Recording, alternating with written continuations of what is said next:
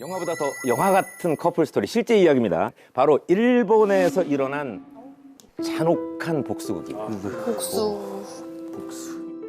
1993년 12월 4일 일본 도쿄도 히노시의 한 아파트 5층에서 불길이 치솟으면서 사건이 시작됩니다.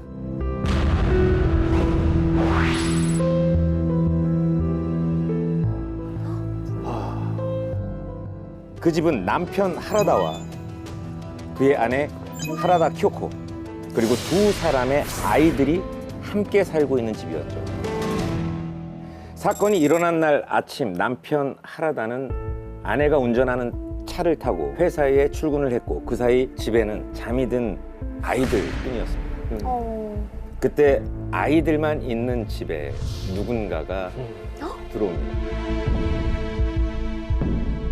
집에 들어온 사람은 곧 준비해온 휘발유를 집안 곳곳에 뿌리고 라이터를 켰어요. 라이터를 켜는 순간 큰 폭발이 일어났고 아이들은 빠져나올 수가 없었죠. 끔찍한데?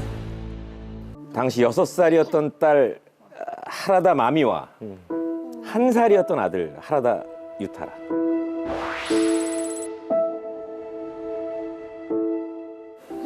완전 의심해. 아이고. 거대한 불길에서 어린 두 아이가 절대 빠져올 수 없었고 그렇게 아이들은 세상과 이별을 하고 맙니다.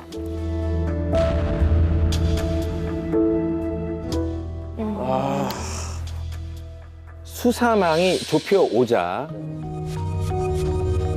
한 사람이 경찰서로 찾아옵니다. 자수하러 왔습니다.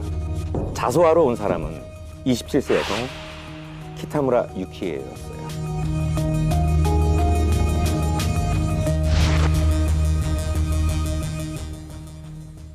근데 이 여자분 얼굴을 보면 되게 주변에서도 많이 볼 법한 좀 순둥순둥하게 그러니까. 생긴 분인데 왜 그런 끔찍한 짓을 저지른 건가요?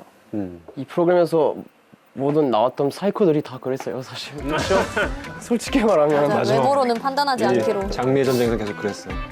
이거는 이제 뭐 본인을 포기하고 결국은 극단적인 행동을 한 건데 네. 그런 행동을 했을 때는 거의 대부분 앞에서도 얘기했지만 그 지독한 사랑이 아닐까. 네, 그렇죠.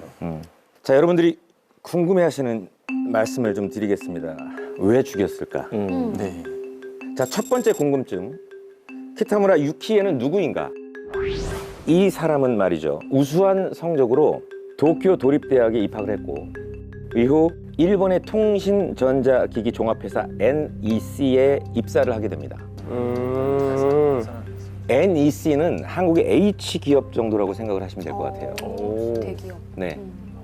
유키에는 도쿄에서 엘리트 코스를 밟았다고 해도 과언이 아닐 정도로 굉장히 성실한 여성이었어요. 그렇게 성실하게 열심히 살아온 여성이 왜 아이만 있는 집에 불을 질렀나? 네, 그 두 번째 궁금증. 도대체 왜 그녀는 아이들이 있는 집에 불을 질렀을까요? 그 사람 뭔가 고통을 느끼기 위해서 이렇게 한 거라면 근데 그거 정말로 끔찍한 거 그건 진짜 영화에서나 네, 진짜 사이코죠. 어떤 다루기 힘든 스토리잖아요. 영화에서도. 일단 유키에와 하라다는 같은 직장 동료였어요. 일단 뭐 냄새가 나네요. 아니면 그 직장 상사인데 이 남자가 너무 괴롭힌 거죠. 여자를. 네, 회사에서. 그럴 수도 있겠네요. 자, 이 둘의 관계에 단순한 직장 동료가 아닌 하라다와 내연 관계였어요. 물론 처음엔 단순한 선후배 관계였는데 두 사람의 관계는 점점 깊어졌고 그리고 일주일에 수차례 유키에의 집에 머물면서 거의 동거를 하다시피 해요. 그 과정에서 하라다는 유키에에게 이렇게 얘기를 합니다. 원래 지금 아내 같은 타입이랑 결혼할 생각은 없었다. 나는 아내가 죽었으면.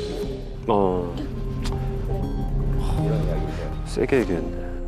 92년 4월 유키에는 하라다의 아이를 갖게 돼요. 오. 동거를 하면서. 음. 하지만 하라다는 유키에게 지금은 시기가 안 좋은 것 같다. 아이를 이번에는 보내주자. 지우라고. 유키에는 유키에는 남자의 이야기를 듣고 한 달 후에 중절 수술을 합니다. 하지만 하라다는 여기에서 해서는 안 될 이야기를 또 해요. 아내 쿄코의 둘째 출산일이 8월이라는 이야기를 합니다. 내연 관계의 여자에게는 아이를 지우라고 하고.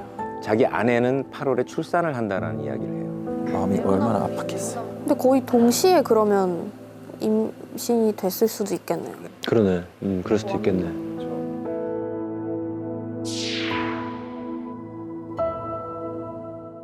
이 뱃속의 아이를 떠나보낸 유키에게 하라다는 끊임없이 이야기를 해요. 난 아내와 이혼할 거야. 너와의 만남은 우린 단순한 바람이 아니야. 이 유키의 입장에서는 계속 남자가 그렇게 얘기하면 마음을 접으려다가도 혹 하면서 믿음이 생길 것 같거든요. 근데 이게 약간 가스라이팅 같은 거 아니에요? 근데 가스라이팅이라기보다는 외도를 하는 사람들을 보면은 그럼 자기 행동을 합리화시키려고 끊임없이 노력을 해요. 그래서 남자가 하는 말을 믿고 싶은 거죠. 난 단순한 불륜녀가 아니고 이 남자는 이혼을 하고 법적으로 부부가 될 수 있는 그런 사람이야라고 자기를 계속 위안하는 거였겠죠. 보통 아버지가 네네. 외도를 하는 경우들이 많아요. 난 어렸을 때 아버지한테 버림받은 사람이 되고 그게 나이를 먹고 나서 다른 가정에 있는 남자를 자기가 만남으로써 어렸을 때 자기가 버림받은 상처를 메꿨다라고 생각을 하는 거죠. 위험하네. 다 그런 건 아니지만 그런 케이스들이 종종 있습니다. 한 번은 우연히 아내 쿄코와 내연녀 유키에가 만난 적이 있는데요. 하라다는 두 사람을 서로에게 소개를 했고 인사까지 나누게 했어요. 직장 동료다. 네. 뻔뻔하다. 미쳤네. 유키에는 만삭의 쿄코를 보고 아무렇지 않은 듯 행동을 했지만 마음이 너무나 불편했고 하라다와 자신의 관계에 대해 의심을 갖기 시작해요. 그랬겠죠. 아내를 두고 안 올 수도 있겠다. 유키에는 지금부터 이제 하라다에게 아내와 이혼할 것을 요구를 합니다. 네. 그 사이에 92년 7월 아내 쿄코가 둘째 아이를 임신하기 위해 친정을 가게 돼요.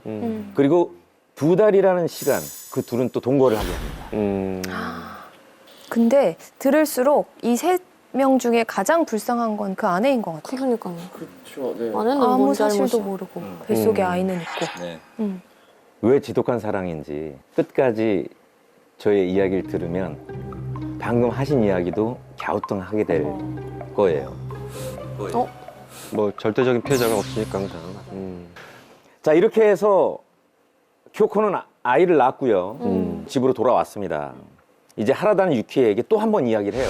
이제는 둘째 아이까지 낳았으니까 이제 이혼을 해라. 내년에 너와 함께 할 거야. 그때 이혼한다고 이야기를 할게. 도대체 이거 왜 이러는 겁니까? 이게 사실은 이 둘 다 사실은 문제가 있는 건데 그럼요. 네. 이 여자도 이 정도면 결론 내릴 수 있을 것 같은데 시간적으로 봤을 때. 그러니까 많은 분들이 이제 좀 착각하시는 게 네. 굉장히 똑똑한 분들이 절대 이런 불륜 관계에 안 빠질 거라고 생각하고 빠져도 빨리 나올 수 있을 거라고 생각하는데 사실은 불륜 관계에 빠지는 순간 나오기가 훨씬 더 어렵다라는 쪽으로 해석할 수도 있을 것 같아요.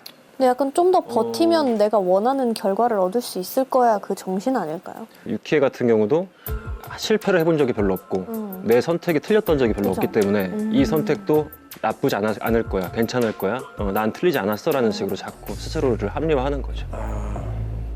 자, 그 내년이 왔어요. 해가 바뀌었습니다. 내년. 문제가 또 생깁니다. 내연녀 유키에가 두 번째 임신을 해요. 제발. 어떡해. 그만해. 이미 결국은 이번에도 역시 아이를 보지 못하고 세상을 떠나보내게 합니다.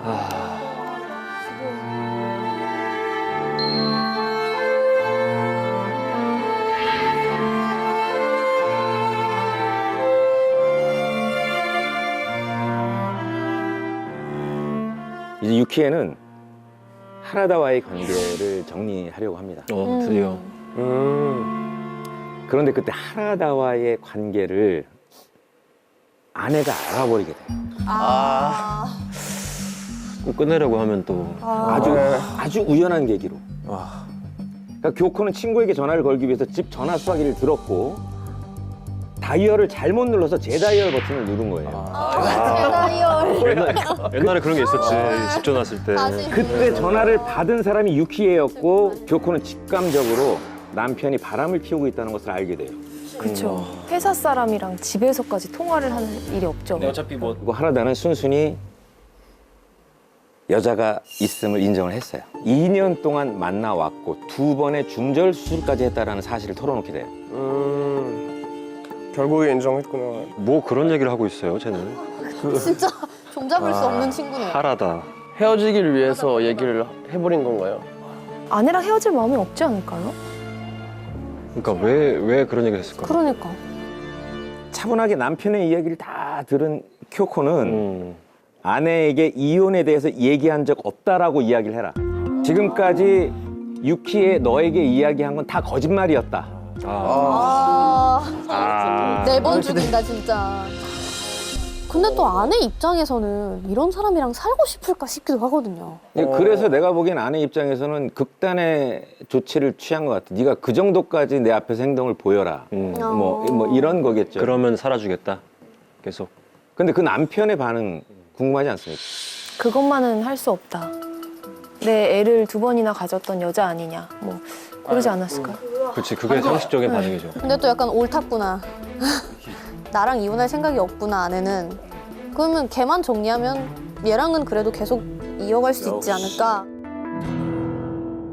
남편 하라다는 유키에게 전화를 해서 아내가 시키는 대로 말했고 또 한다 또 해. 아유 정말. 쿄코가 유키에에게 이건 내 입으로 얘기가 너무 이거 너무 힘들다. 이거 진짜 너무 힘들다. 야 유키에, 멀쩡히 뱃속에 살아있던 아이를 긁어낸 여자야 너는. 오, 소름 끼쳐. 그 정도로 말할 만한 상황 아닌가요? 사실 와이프가? 와이프 입장에서? 그 정도 와이프- 얘기할 수 있는 거다. 예. 근데 너무 잔인하지 않아? 자기도 아이를 가져본 사람으로서 음. 어떻게 그런 말을 할 수 있을지 이해가 안 가. 모르겠어요. 물론 이제 아내 입장에서 극도로 화가 났겠죠. 그렇죠 그렇죠. 아니 근데 유키에는 쿄코에게 사과를 계속했어요. 아이고. 그래도 나의 행동이 잘못된 행동이었다라고 사과를 했어요. 뒤늦게나마 깨달았구나. 근데 죽은 아이마저 모욕하는 쿄코의 말에 아이를 잃은 슬픔과 고통으로 이런 생각을 하게 합니다. 너도 똑같이 경험하게 해줄게. 그래서 1993년 12월 14일 이렇게 이 사건이 일어나게 됩니다. 27살. 대서특필이 되기도 했죠. 부부가 외출하는 것을 지켜보고 있었던 유키에 아이들만 있는 하라다의 집을 향해 출발합니다. 휘발유를 집안에 뿌렸고 집은 전소가 됐어요. 침실에서 자고 있던 딸과 아들은 신체가 일부 소실된 모습으로 발견이 됐다고 해요. 애들이 너무 불쌍하다. 그렇게 뭐 잘못한 거 없는데요. 아니 그 여자를 죽이는 것도 아니고 여자의 가장 소중한 존재인 아이들을 이런 마음이 어떻게 생길 수 있는 거예요? 일단은 그 부인이 되게 독하게 막 몰아붙였잖아요. 사실 유키를. 그게 부인 입장에서는 물론 자기의 자존감을 좀 회복하고자 하는 마음에서 상대를 이렇게 깔아뭉갠 거겠지만, 그러니까 유키의 입장에서는 아이도 잃고 내 자존감도 무너지고 내 인생이 뭔가 다 잘못된 것 같은 상황에서 자기가 겪은 상실감을 똑같이 주고 싶었겠죠. 제가 느낀 거는 그래서 궁지에 몰린 사람을 역시 바닥까지 이제 끌고 내려가는 거는 사람을 좀 돌게 하는 것 같거든요. 그래서 그게 참 무서운 것 같아요. 그렇게 안 해야 되는 것 같아요. 낭떠러지에 서 있는 사람 미는 거 아니다라고 그러니까. 얘기를 했거든요. 그러니까 결국은 사실 제가 보기엔 남자의 어떤 그 정신 감정을 좀 해봐야 될 것 같아요. 왜냐하면 이 여자를 붙잡기 위해서는 달콤한 이야기를 굉장히 많이 했을 텐데 어떻게 그렇게 바로 아무렇지도 않은 듯 그냥 그렇죠. 그런 이야기를 할 수 있는지에 대해서 어떤 세상에 무서운 게 없다.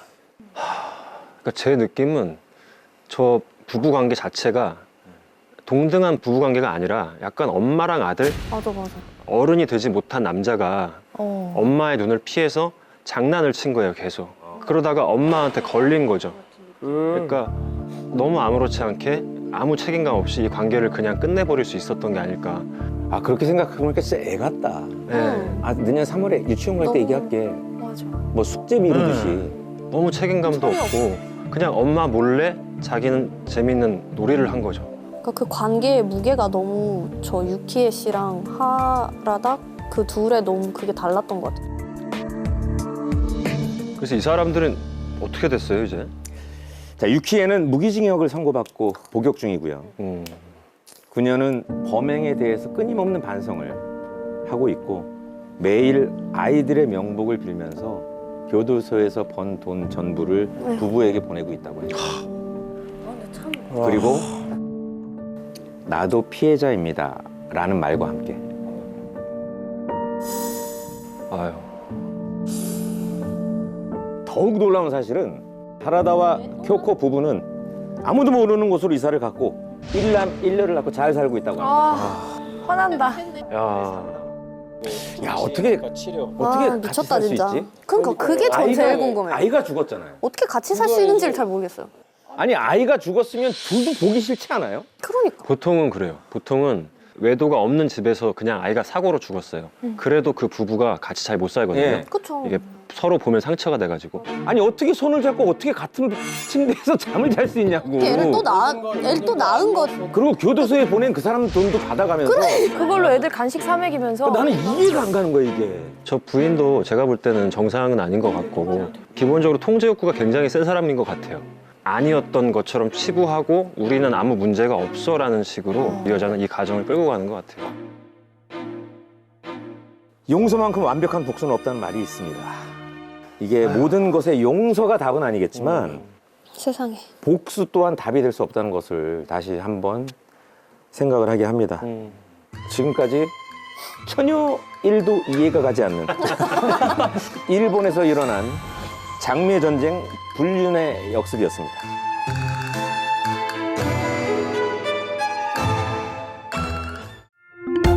모두의 즐거움 MBC EVERYONE